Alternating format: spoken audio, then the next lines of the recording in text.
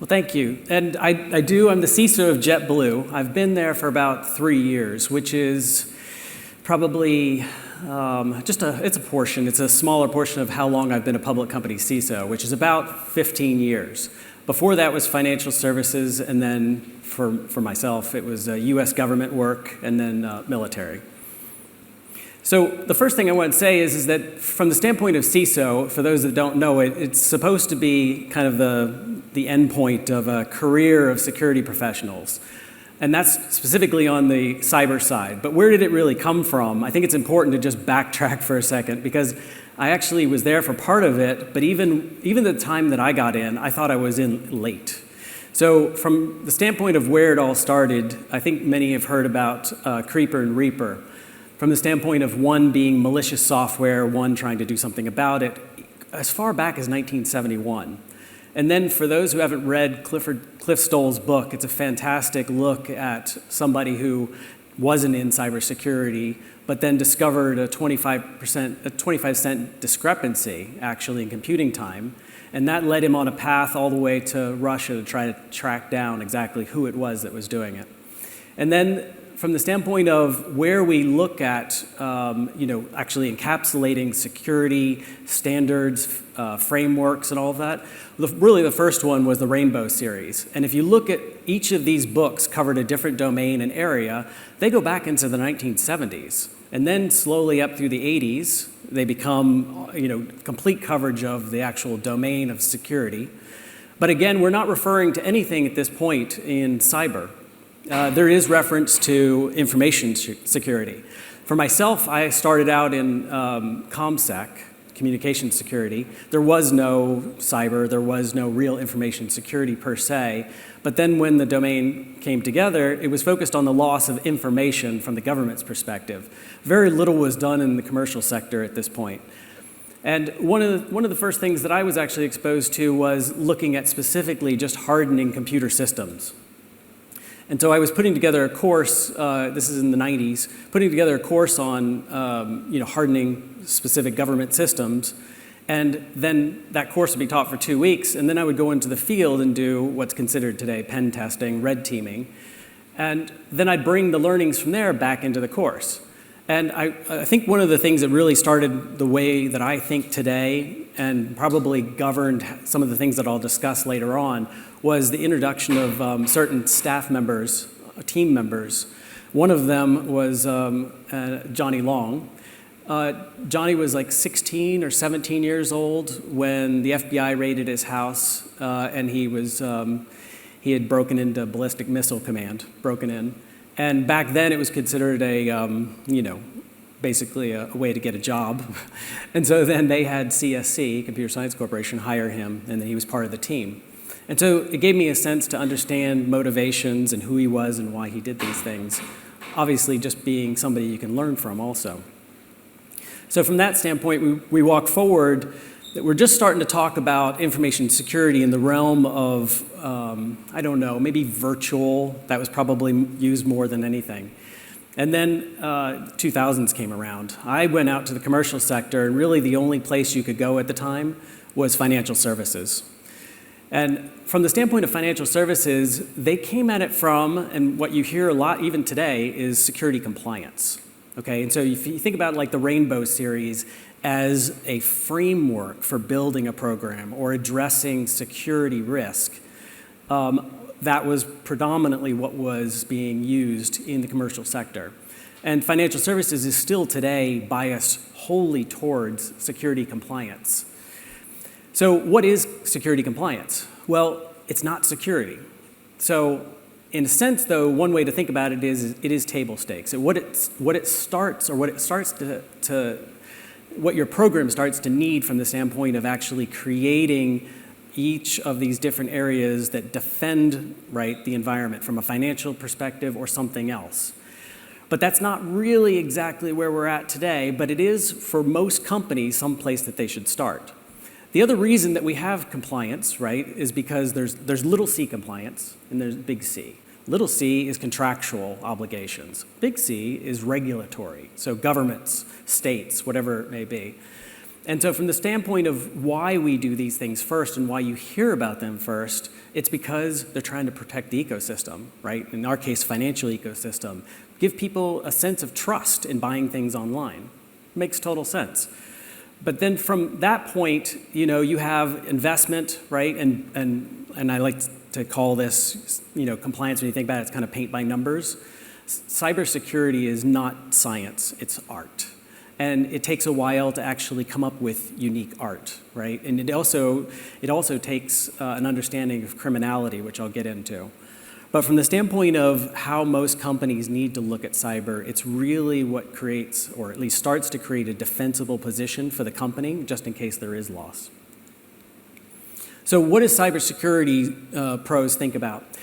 Some of you have heard me, I'm sure, say this before, and I kind of like to repeat it because it's just one of those things that makes you think about what we do differently. And that is, by and large, we are the only ones inside of a commercial company that are paid to make someone else's life miserable. Okay? That is not the employees. We're supposed to be thinking about criminality, right? The humans. We're supposed to change the value proposition and make their life or their objective more difficult to attain. And so from that standpoint, to do that, everything that we say, and this is being completely open and honest, everything that we say is a problem for the business in a sense. A little bit of tension maybe, sometimes a lot of tension. So we have to be very judicious about actually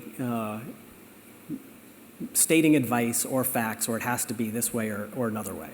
So what do we need to do? Everything that we do, and I normally say that there's only two sides to this. I'm adding a third for the first time here, but I'm just going to say, by and large, every action that we take, every investment, either must reduce the probability of loss or reduce time to discover. What I'm going to tell you just in these two, if you believe this, if you understand this, that undermines frameworks today. That undermines security frameworks like NIST and SOC and all of those, because they are biased predominantly to controls, to prevention. They are not focused on time to discover. OWASP, I think it was in 2017, the first time that OWASP, which was actually looking to define the top 10 things that put applications at risk, that 10th one, for the first time, became a need for monitoring, right, and events to be disclosed. And that was the first time that somebody actually stated, yes, we actually need to invest on that side. But again, if you look at it, there's 9 things, and then there's one thing. If you look at the frameworks and you break down the controls, even of 27,000 series, like 27,002, right? You'll see a lot of controls. Go through and try to find some that actually meet the objective of reduced time to discover. There's not enough there. So I'm going to tell you why you should be biased more towards your actions and investment on this side in a little bit.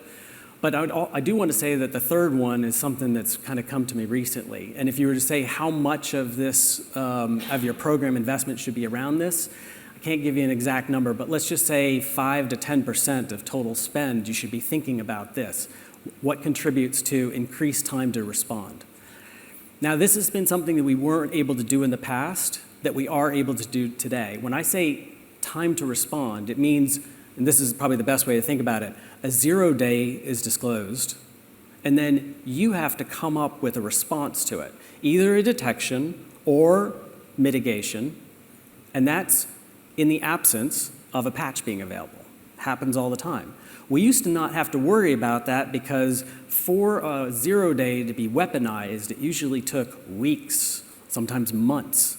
Right now, we are running in some cases down to hours. Could be 9 hours. There's examples now of 9 hours from public disclosure to weaponizing. And when I say weaponizing, that means putting it into a malware toolkit or to a penetration toolkit that anybody can run and it can be effective. Sorry, one other thing. They're CISOs, right?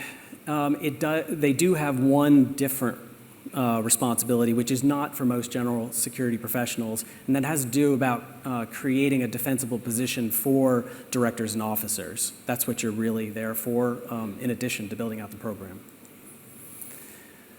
And then from the standpoint of complexity and creativity. Those words probably are best understood if you think about it from the standpoint of we're creating original art. Not every security team inside of a company needs to create original art. That really depends on the fact what your threat actors are doing, who they're coming after you, what your threat scenarios are, and what the consequences are. We were talking a little bit before this. When you think about cybersecurity professionals, most of the time we think about things like in the standpoint of financial consequences or loss of data, of customers, and then regulatory action. But when you start to get into critical infrastructure, all of a sudden you have to worry about human safety. And that's, obviously it's been more prevalent recently because of the proliferation of, networks being embedded in things like automobiles and aircrafts and other things. Okay, so, where does this complexity, creativity, and original art have to focus? Well, it's on balancing security, and when I say true security, I mean security in the sense of what we're going to describe, then security compliance, and then privacy. And privacy is an emotional topic, but it's also a regulatory topic that came about maybe 2005 was probably some of the first times that you've started to see it. So in balancing those things, you have to actually be very careful that you don't let compliance drive your program too far, or let any one of these drive the program without understanding that the things that we actually say the business needs to do cost the business money. It slows it down. It costs your peers some of their objectives, right? So we have to be cognizant of that. And then from the standpoint of, and I use this word a little bit, and I even said earlier to someone that we probably should do a better job of using this word in the industry. We must understand risk and translate the understanding into response. Risk is one of those that I try never to use anymore. How my job has evolved over time, as I start speaking to, directors, officers, and all of that about what we do, I try to avoid using the word risk. What I do substitute it with is probability. So other than that, I'll put security risk. And then from the standpoint of the last one, it's that creating a defensible position. So how do you know whether you create a defensible position for the business? In other words, you have a breach, you have an intrusion, and then somebody looks in hindsight, did the directors and officers have clear direction to invest enough?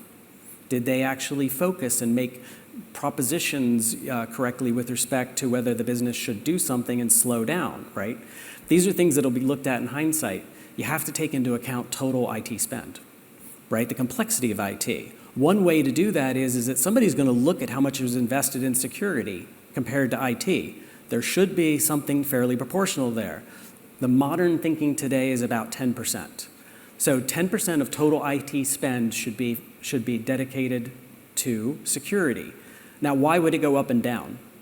Your argument has to be pretty sound in this case, but it would be related to the threat landscape. Who it is that's coming after you, what it is that they may gain, and what may the business lose.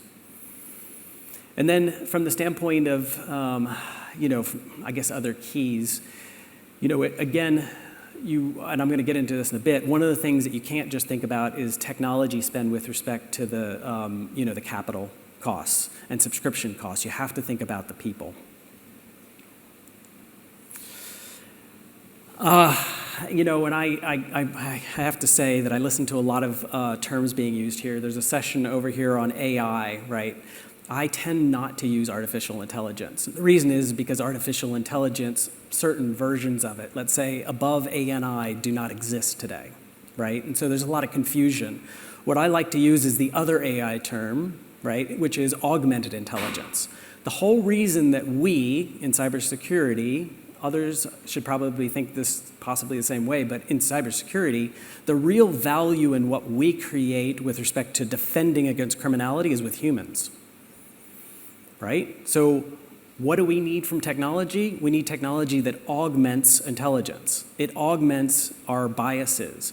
Like the reason that we're limited in what we can do today is because we have limits to how much data we can process. We have biases like recency bias. There's 200 biases that each of us have. What we're looking for is technology to help us overcome those and make the right choices. These right choices are in response to not computers, but criminals. There are other humans who have a business. Criminality is a business, and we need to figure out how to undermine that.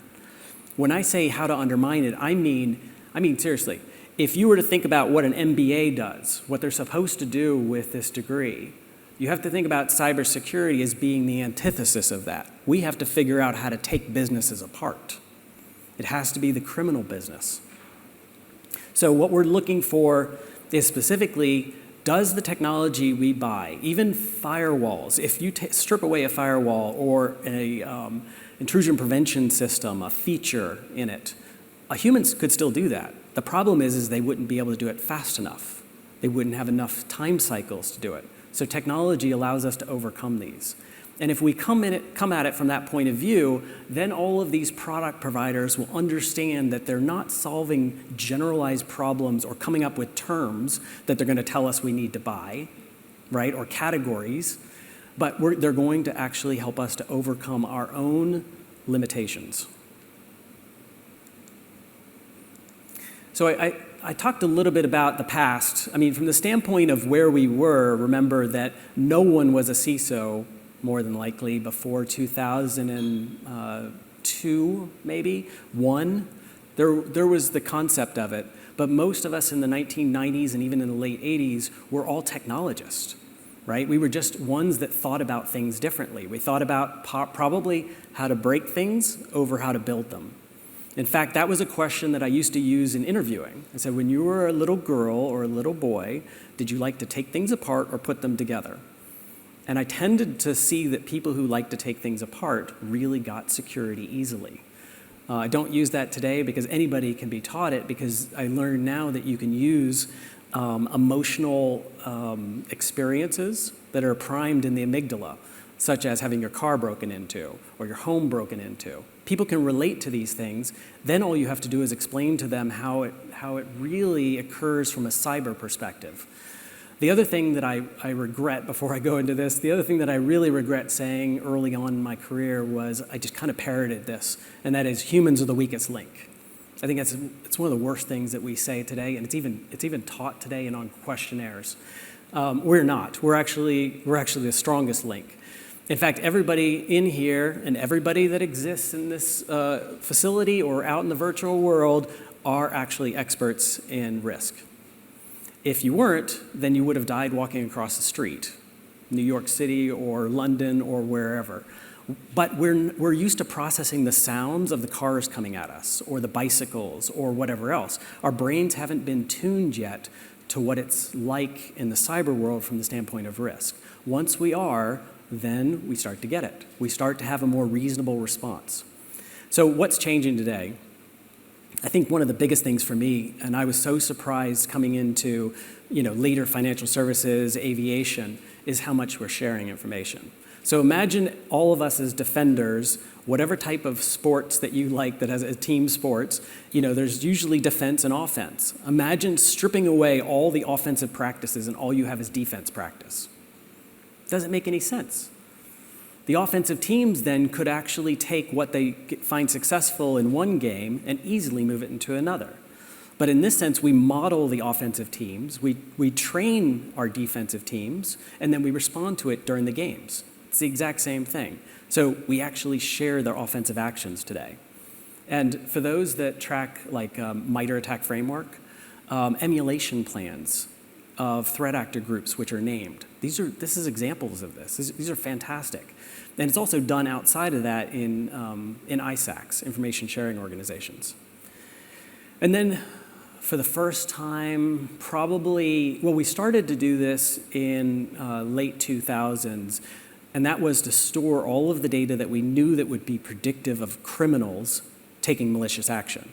Then all of a sudden, all of the technology companies started charging based on volume. Things were expensive to store, I agree. But we weren't able to actually store things that we didn't know would be predictive in the future. Today, we have the ability to store everything. Okay, for those that are thinking about privacy, yes, it's terrible, it puts us at risk, but we have an obligation to actually stop criminals first and foremost. And so we need to store the data and use it specifically for security, not give it to the marketing teams. Use it for security and use that to predict criminal behavior or intrusions. And then I talked a little bit about the rate of weaponization. That's something to keep in mind because it's staggering when you think about it. And I'll tell you that the one thing that comes from that is if you recognize that criminals are gaining skills as fast as we are and that they're weaponizing and sharing, there's only one response to that. And that is we have to elevate a certain team within the department, their responsibilities, and move them inside the organization. And I'm going to get to that in the next slide. And then from the standpoint of attribution, I'm gonna say this. I don't know whether it's by and large or what, but attribution is easier even when we look at threat actors because everybody is sharing information. There are very few in very few countries that aren't sharing personal information. The problem is that there's just so many threat actors and so many threat actors with skills. And then the last one is detection for malware has run its course. I think this is one of the things today for me. I spent a long time in antivirus, heuristics, all of these terms that drove a whole industry, right? I believe it's run its course, and we're at a point in time where we need to change our thought process, our products, and it should be complete whitelisting of applications, which means you can't run anything on your desktop unless it's pre-approved. Not even the underlying components of Windows. This is I think the kind of the culmination when I talk to other CISOs is what is the maturity path with respect to humans and human teams and the structure of the department. Number one, we've had security operations folks, we have incident response, and we have compliance. But what gets added as you become a more mature organization where you have a more impactful threat landscape? Red teaming. Right? You have to have your own offensive folks testing. And then from the standpoint of that, you have to think about architecture, right, before something's built. So security architecture reviews and such. And then there's threat hunting. You need to actually take what you learn from your peers who are experiencing criminality and go look for those things in your environment. And then what does a mature organization add? Well, threat intel. You need to go figure out and answer 3 questions. Who is it that's coming after us? Why are they coming after us? And how? And by the way, the why is an interesting one because it may not be real. It may be perception. And if it's perception or if it's real, you have the ability to inject deception into that. You have the ability to lie. You have the ability to frustrate. You have the ability to shove them down a funnel to your detection. So you have to use disinformation practices. Purple teaming. That's the concept of taking your red team and not keeping them separate and actually integrating them with the defenders so that they together can work on testing, response, and all of that. And the last one I mentioned, which is disinformation. And then from the standpoint of that, it's really this. And I had somebody up on stage, and I think it was a panel, and we were all CISOs. I think it was insurance and financial, and I was critical infrastructure and all this. And I started talking about disinformation, and somebody stood up on the other side, and said, I don't believe in lying. If you're a CISO, you have to believe in lying. But I'm going to caveat that. You should learn and recognize that it's a basic human right to lie to those that want to do you harm. You must be comfortable with that. And once you become comfortable with that, you get what the military and intelligence services have known for a long time, OPSEC, right? We have to have the ability to actually redirect criminals. We have the ability not to fall to social engineering, things like this. It's a concept that probably gets to some of your values, but you have to think about it from the standpoint of your profession. You need to actually think and embrace disinformation. And I believe that's it.